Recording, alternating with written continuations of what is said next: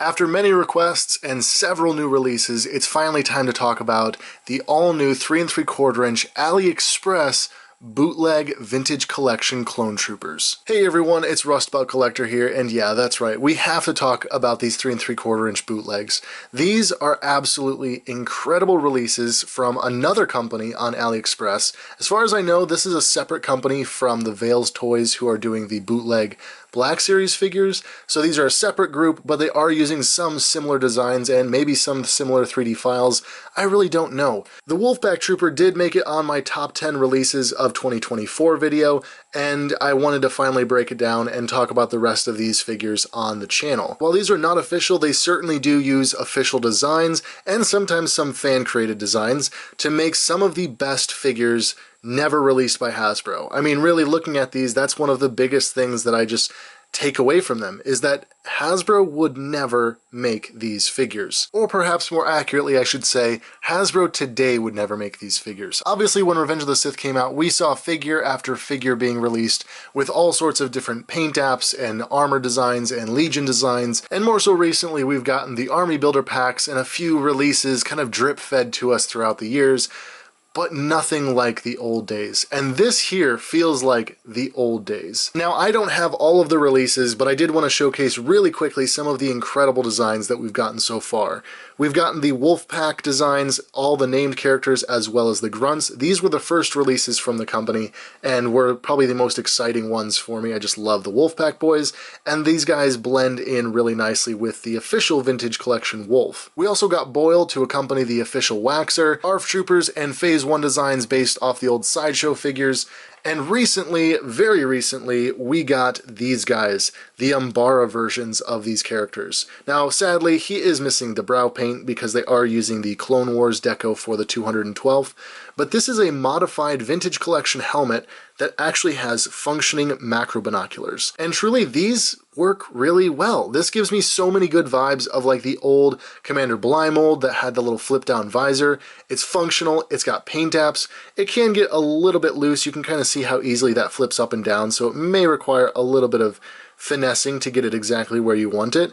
But I mean, just look at this. This is the Umbara 212th. And not only that, we weren't just blessed with one with the new macro binoculars, we were blessed with two. Now here's where I get into some of the issues with these figures. This one here is exactly how I got it in the mail. This one was missing an arm, or rather it was dislocated. These figures do have some issues with soft gummy joints, and sometimes they become dislocated. But of course that's just part of the process with these bootlegs. Now the joints do snap back together. I've had one where, let's see if I can replicate, yeah, like the legs can pop apart.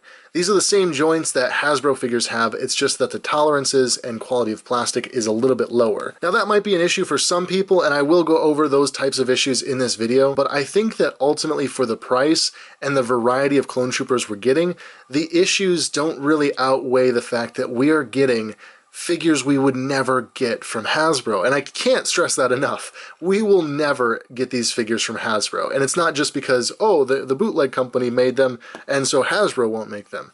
That's not how that works.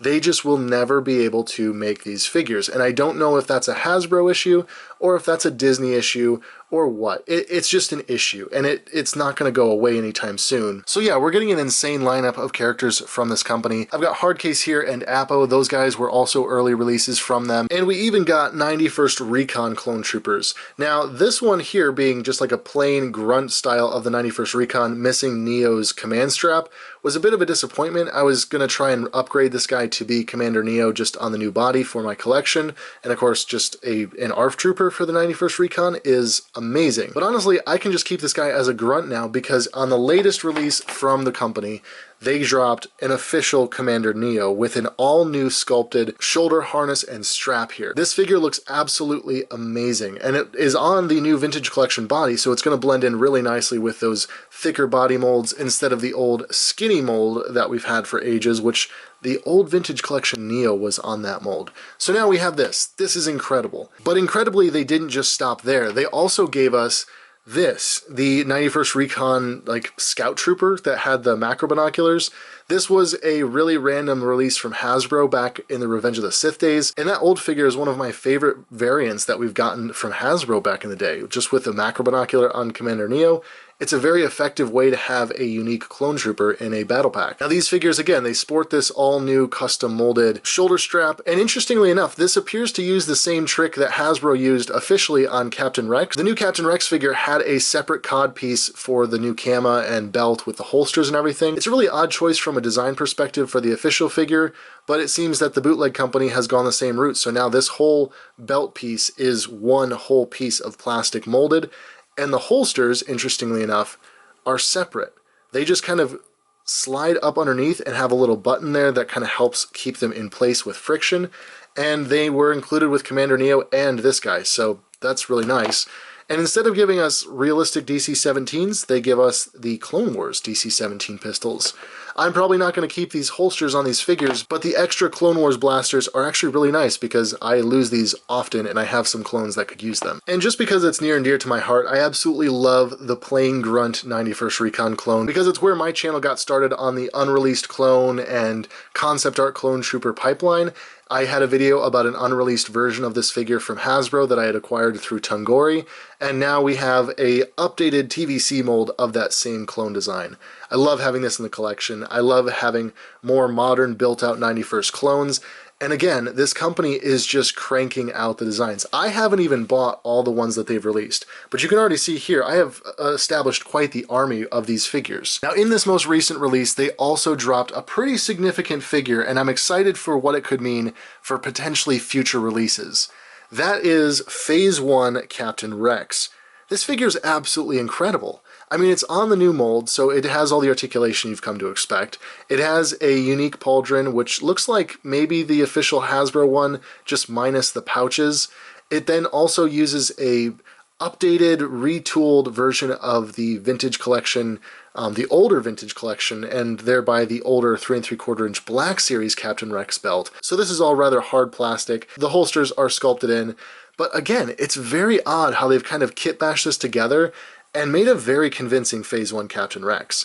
It also has a flip-down antenna, which is a little bit too short. It's also a little bit like askew just because again, the tolerances and the way that this is done, it feels cheap. It's not super high quality. It's not even like Hasbro level quality or other toy brands, but it works. It functions at least. It's not just molded in there, and I really appreciate that small detail. Now, regrettably, underneath here, yeah, there's an unpainted head, so that's a bit of a downside with all of these. They all have removable helmets, but it's just the old unpainted head that we've come to know with the Black Series bootlegs as well. However, if you're feeling creative with these bootlegs, you can always just take the painted face-printed heads from Hasbro, swap them over, and then you have a really nice army. I have a few of these skinny mold clones still laying around with these painted heads from the Phase 1 Army Builder pack, I think, and I do plan on swapping these heads onto some of these figures, especially the ones that are most important to me.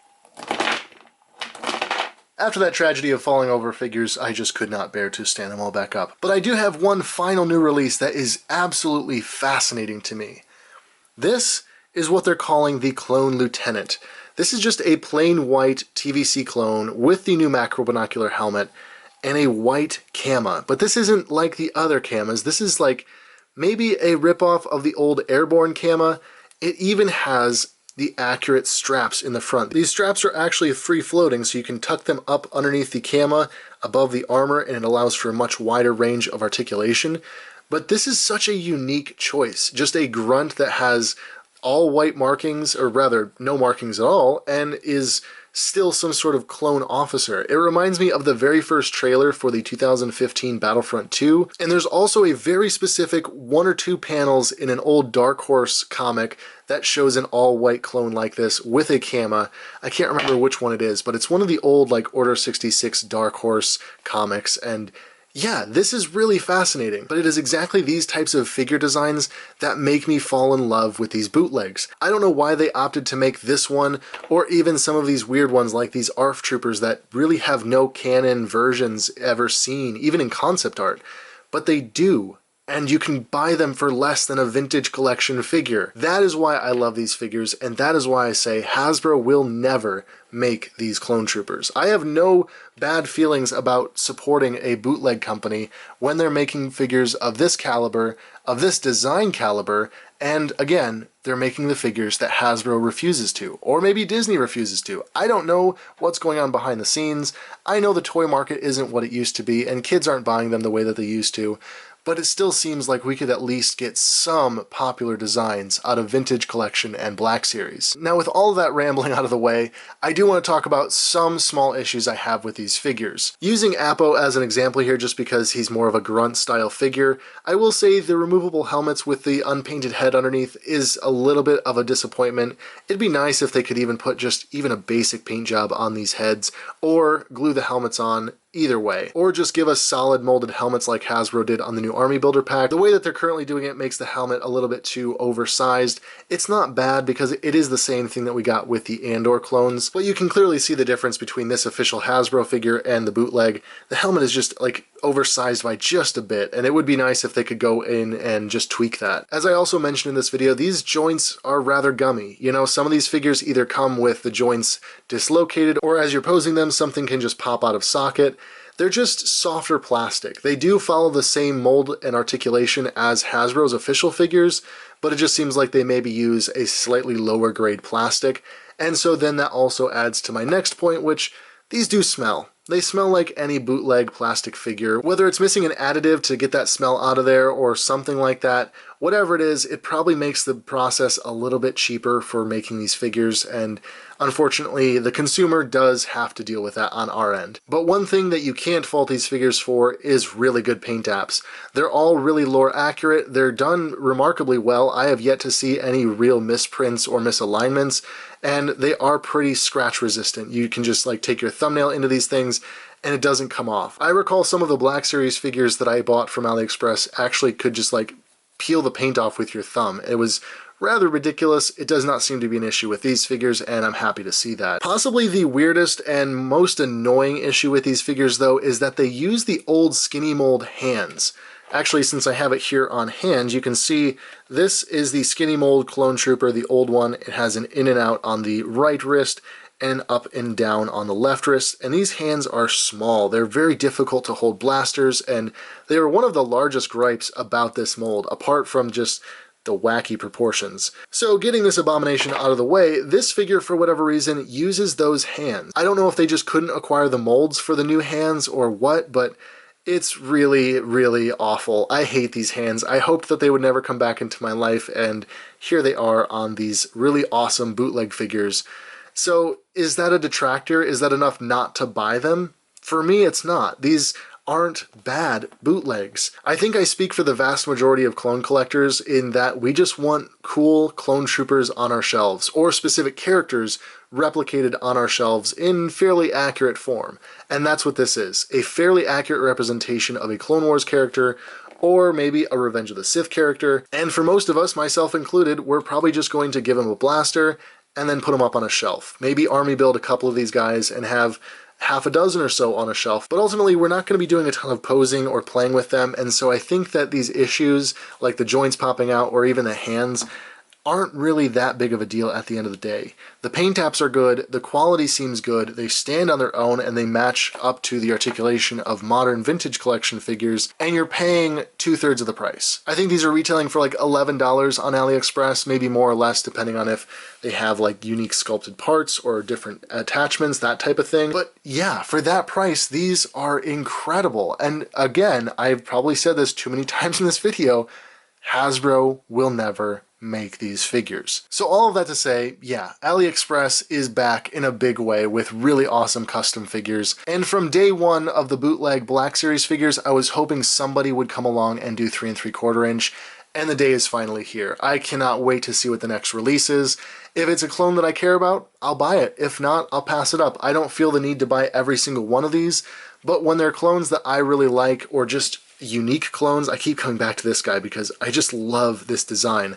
But yeah, if they're unique enough, or if they're clones that I care about, like the 91st Recon, I'm going to buy them, and I have no problem with that. We'll have to wait and see if there's any kind of increase in price due to any sort of current political situations, but even so, even if it's a couple dollars added on top, I really won't be too bothered by it. You know, again, for the price, for what you're getting, it feels worth it to me. That might mean I buy one or two less over a course of a year, but ultimately, I'm still going to buy them as they're released. Now, I will have these linked down in the description of this video, or maybe the comments, whichever one is easier for this post, but I will have that linked there so you can all check these out for yourselves. Let me know down in the comments if you've already picked some of these up or what your thoughts are. Are you against buying bootlegs because they're just like unofficial garbage, or are you kind of for them because yeah, they're making the figures, say it with me now, that Hasbro will never make? I don't know, I digress. My point being, I wanted to show these guys off, talk about them a little bit. They have their issues, but really the issues just pale in comparison to having clones, even detailed clones like this hard case here, in 3 3/4 inch on the new Vintage Collection body mold. It's incredible. It's basically like Christmas anytime they drop new clone designs. That's where I'm going to wrap this video up though, so thank you all so much for watching. I hope you made it this far in the video. Have a wonderful evening, noon, or night, depending on when you watch this video, of course, and as always, I'll be sure to catch you all in the next video.